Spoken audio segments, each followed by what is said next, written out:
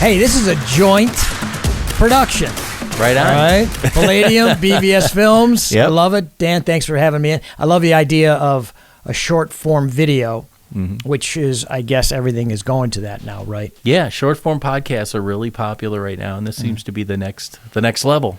Yeah, I mean, our attention span has been greatly reduced by social media and some of the things that we use as a technique to get people to listen to what we have to say. Yeah. So this really leads us into communication, does it not? Right, right.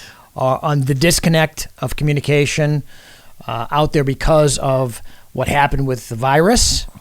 Yes. Zoom. Yep. So you have a lack of professionalism, this casualness today. And so when you're in those conversations, what's the import? This is what I think we're missing. Is there, hey, I have to be on this call. I have to be ready and I have to be engaged.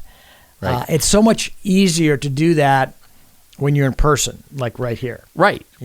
No, exactly. And, it's weird. And this is actually going to be a series. We're thinking of creating the series out of this. And so these are going to be kind of short 10-minute or less conversations about things that are going to be able to help people out there. And, the communications is a huge part of that. So, I had one yesterday. It was really interesting. I was going to a client, and we went in, and I went to the door, and I rang the bell. And we set an appointment like a week prior, Sure. And I didn't think of this. This was my bad. I was going to make a call the day before. Hey, can we meet? But all of a sudden, this guy with a beard comes to the door, and he's like, "Who are you?" And I'm like, "Dan with BVS." Yeah. And he says, "Hold on, I'll go talk to the owner." And I've known this owner for 20 years, Sure. And he's like, comes back, he says, he doesn't know you. What? What? I'm like, all right. So I said, Dan from BVS. Oh, Dan from Jamestown. Dan Portick from Jamestown. Goes back. He goes, all right, come on in. And he comes in and he said, oh, Dan, how you doing? So it's like one of those things. Communicate. You have to communicate and talk to people and tell them exactly who you are and what you do because they don't remember. From the company's change. And there's so much coming at you. Right. So many different ways. Yeah. And so many different engagements that you have, maybe initiatives that you're doing. Right. So it's truly that fact. And then also, too, generational communication. Oh, shit. I mean, that'll be our next episode. Oh my God! Right? It's just the disconnect of that is stunning, and also too, I think that I don't know. I just don't want to be someplace that they don't want me to be at. Yeah. I just don't like that anymore. I want to go. I always say I want to go where I'm celebrated, or at least not tolerated. He's here. You know what I mean? Yeah. And I don't really have that anymore in my life. Yeah. And I think that's part of communication. So you're treating people you're teaching people how to treat you. Yes. And that's a big communication skill. Right. I don't like the term manage your expectations. No, pump them up for the expectations and then deliver. Right. And that's another communication, I think, lack of, if you will, or lack of skill, lack of knowledge, lack of talent, I think is the term maybe, of being able to do that. But you can learn that talent.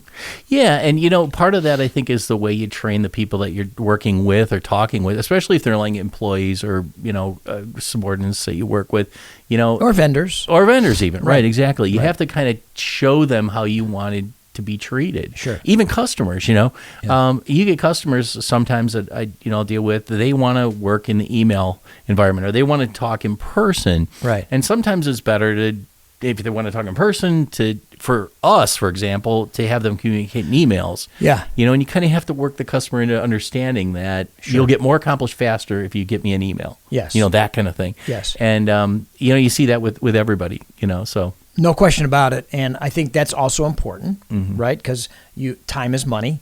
Right. You have to be efficient. We only have so much time in the day business-wise. Yeah. And also, too, you don't want to waste time. I'm very time jealous. Yeah. I mean, at 66 years old, I don't want to waste a minute of my time left on this earth, Yeah. And you're going to, obviously. But, I just recently had to jettison a vendor. I'm looking to jettison another vendor, a long-term partner, one 4 years, another now almost 7 years. Yeah. Because of their lack of communication. Or when I asked them to communicate with one of my team members or a potential client, they were put off. Yeah. Like it was not just beneath them, but like, ugh, I don't want, and no ability to communicate, and then we're arrogant on top of it. Yeah, the entitlement world. So you were incompetent and arrogant. Yeah. It's a bad combination. It is, and I see that more and more. It's unfortunate because it, again, goes back to training, the way people grew up and, the way they were treated, it all ties together. Well, that's true. That's very, very true. Mm-hmm. But even with good upbringing, you could still find... Sometimes it's worse. Exactly. Right? Yeah. Like get a little bit of, get a little bit of strife in your life. Couple bloody noses, never hurt anybody, right? Exactly right. Rub some dirt on it. Let's go back out there. Mm-hmm. And I remember when I came out into the business world, there were so many gatekeepers. Yes. So you had to be super either creative, crafty, persistent, or all of it, talented to get to that decision maker. Yeah. And how did you do it? You ingratiated yourself in a genuine way, otherwise they'll see through it, with that gatekeeper. And they, at times, were more important in the relationship than the actual decision maker. Oh, and the higher up they go, the more important that gatekeeper is. Absolutely. And the less you can see that person on the mountain, or get to them even, know. Yeah. And they make more of the decisions too. Of course. Which is, and most people, and especially new salespeople, they'll go in and they think of them as they're just somebody I have to try to get past. But in reality, sometimes they're the people that pull all the strings. All the strings. And the big guy or girl or woman, they're just like, oh, great idea. Take care of it. Well, you want them to be your advocate. Right. Yes, exactly. Okay. Right. And make no enemies. No enemies, And I had a godfather who was my dad's best man at his wedding. He was my godfather, and he was one of my heroes. We'd lost him way too early. Died in 1984. But he was the president of APCOA, Airport Parking Company of America. So he was a pretty bigwig. Yeah. And his number one rule is you treat everybody with dignity and respect, no matter what their title, what their talent, what their whatever, until they show you not to. Yeah. So if he was the janitor or if she was the CEO, he treated them all with respect. And I saw that class. It was just a classy way to be. Yeah. We have lost so much elegance today, so much class. It's just crass. Yeah. I don't know. The communication is crass. And I think we really need to up our game here. Yeah. And that's a great takeaway for this first episode. Okay. I'm really glad that we're able to do this, and that's our perfect time on this to explain that. Let me give you one 30-second little tidbit before we leave. Send out handwritten, hand-stamped, hand-addressed personal notes.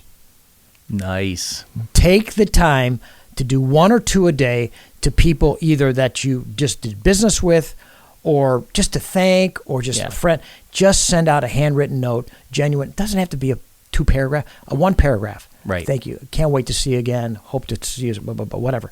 And handwrite it, hand stamp it, and send it in the mail. Yep. You'll stand out. Fantastic. Especially you youngsters. That's right. Nice, neat handwriting. And no, what is it? Spelling errors. Exactly right. Right, exactly. Although I will tell you, cursive today. Yeah. You can't. The younger generation they can't read it. I sent a note of thanks. Seriously? I did. I wrote a check to a former athlete of mine. He was with Fellowship of Christian Athletes down in Texas. Yeah. I sent him a note. He wanted me, to donate. I did. I sent him a handwritten note, in cursive. His mother had to read it to him. Oh, Lord. And he's 21. He's 21. Yeah, he's 21. That's too funny. And he's 4.2 student, 4.2 Wow. IQ GPA. So anyhow, as we're wrapping up. What people need to know. Yeah. Well, hey, it's great to have you on here, and look forward to doing more of these in the near future for our next episode. You got Thanks. it, buddy boy. Thank you so All right. much. Cheers.